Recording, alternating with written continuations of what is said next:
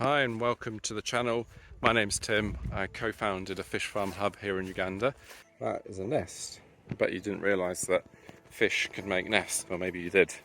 So the way that the bigger the nest, the bigger the male that's made it.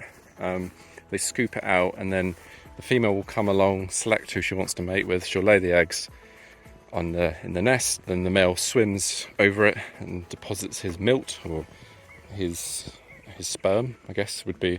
It's not sperm, it's called milt in fish, and that fertilizes the eggs. Then the female comes in, scoops up the eggs in her mouth, and keeps them safe in her mouth for a few weeks until they start hatching out. And even then, when they're fried, the little she'll keep them in her mouth for as long as she can, just to keep them safe. So we're currently draining water. You can see it's coming out there. I need to get into this pond and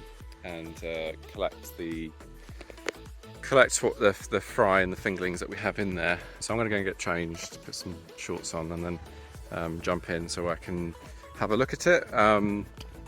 This is, I thought I'd zoom in a bit and show you a nest.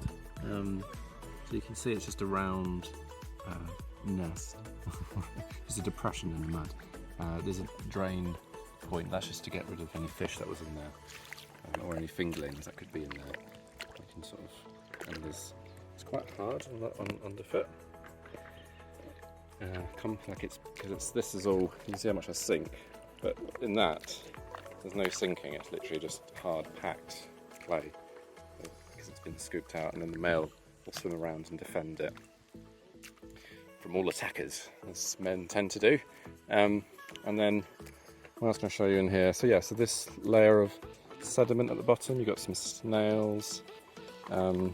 This sort of mud is sort of deposit, so eventually you basically want the sort of hard soil underneath, because this mud it's not doing the fish any good, but it's sort of just, you know, sediment that comes in, wasted feed. There's another nest I've just stood on here, and I can tell because it's a round object and solid underfoot.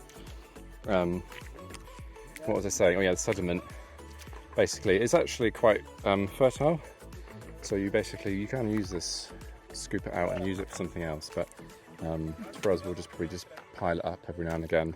You might want to treat it for lime if you've got too acidic in your soil, and then you start again. But you see the water's mostly gone now, there's still a bit draining in. You see the concrete has come up, and this is how you harvest your fry in this particular method, and I'm just going to count them in a moment.